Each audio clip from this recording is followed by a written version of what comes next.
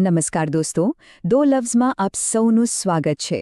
આપણી આ ચેનલ ખાસ ટીઈટી, ટીએટી અને બીજી બધી જ સ્પર્ધાત્મક પરીક્ષાઓની તૈયારી માટે બનાવવામાં આવી છે. જો તમે પહેલીવાર આવ્યા હો તો ચેનલને અત્યારે જ સબસ્ક્રાઇબ કરી લેજો. આજે આપણે એક એવા ટોપિક પર વાત કરવાના છીએ જે પરીક્ષા માટે ખૂબ જ ઇમ્પોર્ટન્ટ છે. પ્રેરિત આ માર્ગદર્શિકામાં આપણે ટીએટી અંગ્રેજી નિબંધ લેખન પરીક્ષામાં કેવી રીતે મહારત હાંસલ કરવી એના પર ડિટેલમાં વાત કરીશું. તો સૌથી પહેલો અને સૌથી મોટો પ્રશ્ન જે દરેક ઉમેદવારના મનમાં રમતો હોય છે, શું ખરેખર અંગ્રેજી નિબંધમાં 25માંથી 16થી 20 કે એનાથી પણ વધુ માર્ક્સ લાવવા શક્ય છે ખરા? અને એનો સીધો અને સિમ્પલ જવાબ છે હા, બિલકુલ શક્ય છે. જો આપણને સાચું સ્ટ્રક્ચર અને પદ્ધતિ ખબર હોય ને તો આ ટાર્ગેટ બહુ જ આસાનીથી અચીવ કરી શકાય છે. ચાલો સમજીએ કેવી રીતે. ઓકે, ફટાફટ નજર કરીએ આજના આ સેશનના રોડમેપ પર. પહેલાં આપણે જોઈશું ટીએટી નિબંધનું એકદમ પરફેક્ટ બ્લુપ્રિન્ટ. પછી પરીક્ષકનો વિશ્વાસ કેવી રીતે જીતવો એ સમજીશું. ત્રીજું, સૌથી અગત્યનો ધ ગોલ્ડન રૂલ. અને છેલ્લે એક મોડેલ નિબંધનું આખું વિશ્લેષણ કરીશું. તો ચાલો શરૂ કરીએ આપણા પહેલા વિભાગથી, ટીએટી નિબંધ બ્લુપ્રિન્ટ. એટલે કે એક સંપૂર્ણ અને માર્ક સ્કોરિંગ માળખું. હવે એક વાત ક્લિયર સમજી લેજો. પરીક્ષામાં જે નિબંધનું ચેકિંગ થાય છે ને એ બહુ જ ચોક્કસ અને કડક પેરામીટર્સ પર થતું હોય છે. કોઈ પણ બેસ્ટ નિબંધ હંમેશા આ 3 ભાગમાં વહેંચાયેલો હોવો જોઈએ. પહેલું ઇન્ટ્રોડક્શન એટલે કે પ્રસ્તાવના, બીજું બોડી એટલે કે મુખ્ય ભાગ, અને ત્રીજું કન્ક્લુઝન યાને નિષ્કર્ષ. બસ આ એકદમ સિમ્પલ સ્ટેપ બાય સ્ટેપ ફ્રેમવર્કને વળગી રહેશો તો પેપર ચેક કરનારના મનમાં પહેલી જ નજરે એક બહુ પોઝિટિવ છાપ ઊભી થશે. ચાલો સૌથી પહેલા વાત કરીએ ઇન્ટ્રોડક્શનની. આ ભાગ બહુ લાંબો ન હોવો જોઈએ, માત્ર 2 થી 3 પેરેગ્રાફ ઇનફ છે. અહીં આપણે વિષયને થોડો સમજાવવાનો છે, એનું બેકગ્રાઉન્ડ આપવાનું છે અને સૌથી અગત્યનું, વાંચનારને તરત જ વિષય સાથે કનેક્ટ કરવાના છે. આપણી શરૂઆત એવી પાવરફુલ હોવી જોઈએ ને કે પરીક્ષકનું ધ્યાન સીધું જ ખેંચાઈ જાય અને આગળ વાંચવા માટે જાણે મજબૂર થઈ જાય. ત્યારબાદ આવે છે નિબંધનો હાર્ડ કોર હિસ્સો એટલે કે બોડી અથવા મુખ્ય ભાગ. અહીંયા આપણે 6 થી 8 પેરેગ્રાફ લખવાના છે. આખા વિષયને અલગ અલગ મુદ્દાઓમાં ડિવાઇડ કરી દો અને યાદ રાખો, એક મુદ્દા માટે એક જ પેરેગ્રાફ. અહીં સારા ઉદાહરણો, ફેક્ટ્સ કે પછી વિષયના ફાયદા ગેરફાયદાની ચર્ચા કરી શકાય છે. મેક શ્યોર કે તમારો દરેક પેરેગ્રાફ કોઈ નવી અને એકદમ નક્કર માહિતી આપતો હોય. અને છેલ્લે આવે છે નિષ્કર્ષ એટલે કે કન્ક્લુઝન. આના માટે માત્ર 1 કે 2 પેરેગ્રાફ જ કાફી છે. અહીં આખા નિબંધની એક શોર્ટ સમરી આપવાની છે, કોઈ સારો ઉકેલ કે મેસેજ આપવાનો છે.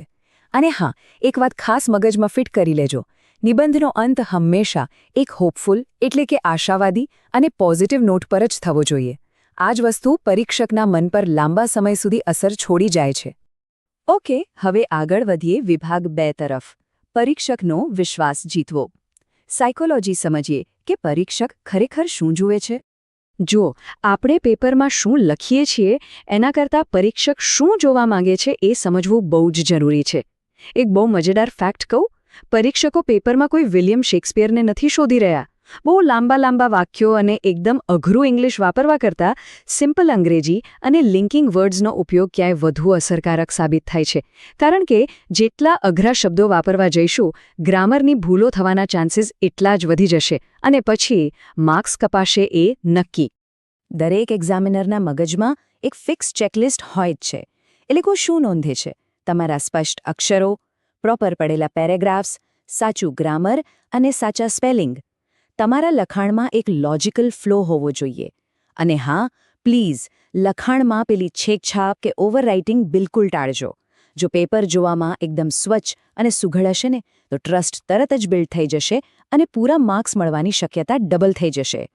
અને આ ફ્લો જાળવી રાખવા માટેનું સિક્રેટ વેપન છે લિંકિંગ વર્ડ્સ, જેમ કે firstly, moreover, however, in addition, therefore અને ઇન કન્ક્લુઝન. આ શબ્દો તો તમારે ગોખી જ મારવાના છે.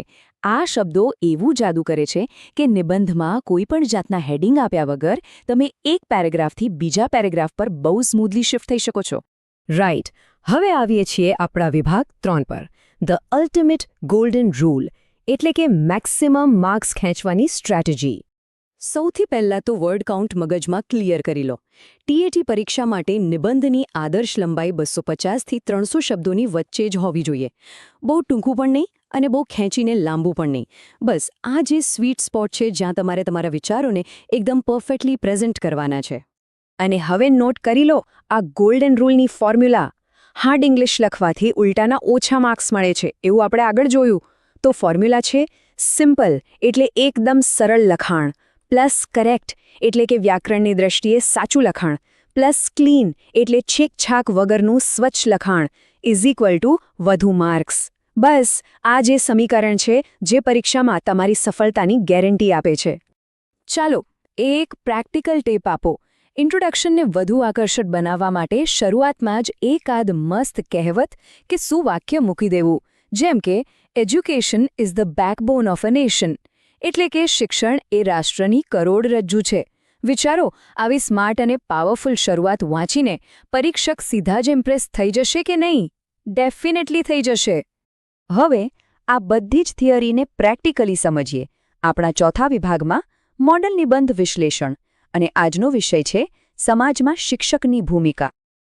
આપણે જે સ્ટ્રક્ચરની વાત કરી એ કેવી રીતે કામ કરે છે તે સમજવા માટે આપણે એક બહુ જ ફેમસ ટોપિક લીધું છે, role of teacher in society. લગભગ દરેક સ્પર્ધાત્મક પરીક્ષાઓમાં આ એક એવો વિષય છે જે વારંવાર પૂછાતો હોય છે અને હંમેશા ટ્રેન્ડિંગમાં રહે છે. હવે જુઓ, એકદમ દમદાર શરૂઆત કોને કહેવાય. અહીંયા નિબંધની શરૂઆત કંઈક આવી રીતે કરી છે: the future of a country is built in the classroom, એટલે કે દેશનું ભવિષ્ય વર્ગખંડમાં ઘડાય છે. શું વાત છે! આ એક જ લાઈને નિબંધના આખા મૂળ વિચારને પહેલા જ પેરેગ્રાફમાં એકદમ મજબૂતીથી સેટ કરી દીધો. પછી બોડી પેરેગ્રાફ્સની વાત કરીએ. અહીંયા શિક્ષકના અલગ અલગ રોલ્સને એકદમ પોઈન્ટ ટુ પોઈન્ટ દર્શાવ્યા છે. જેમ કે શિક્ષક એ માત્ર નોલેજ આપનાર જ નથી, પણ એક માર્ગદર્શક છે, એક ફિલોસોફર છે, એક સારો મિત્ર છે અને રાષ્ટ્રનો નિર્માતા છે. આ રીતે અલગ અલગ ડાયમેન્શન્સને અલગ પેરેગ્રાફમાં સમજાવવાથી લખાણ એકદમ ક્લિયર અને કટ લાગે છે.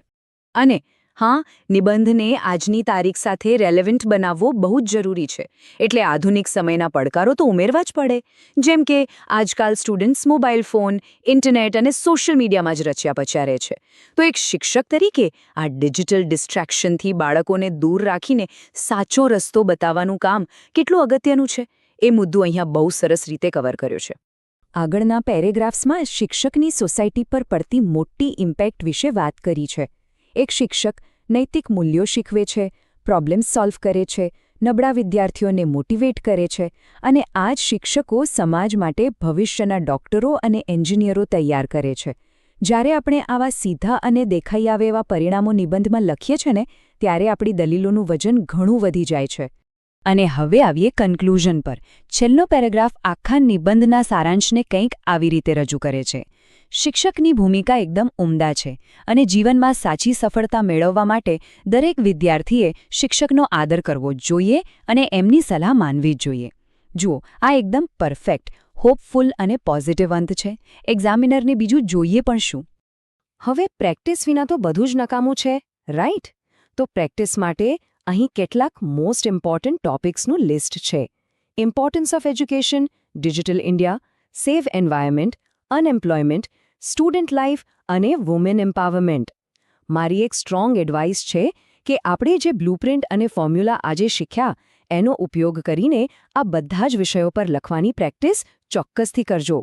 જો તમને આ માર્ગદર્શિકા ગમી હોય અને કંઈક નવું શીખવા મળ્યું હોય તો પ્લીઝ આ એનાલિસિસને લાઇક કરજો અને તમારા મિત્રો સાથે શેર કરજો. અને હા, કરવાનું બિલકુલ ના ભૂલતા. તમે આગળ કયા ટોપિક પર વિશ્લેષણ જોવા માંગો છો એ મને કોમેન્ટમાં જરૂર જણાવજો. અને છેલ્લે એક વિચારવા જેવો પ્રશ્ન: શું યોગ્ય માળખા વગર માત્ર સારું અંગ્રેજી જાણવાથી પરીક્ષા પાસ કરી શકાય ખરી? વિચારજો. મળીએ આવતા સેશનમાં. તમારો ખૂબ ખૂબ આભાર.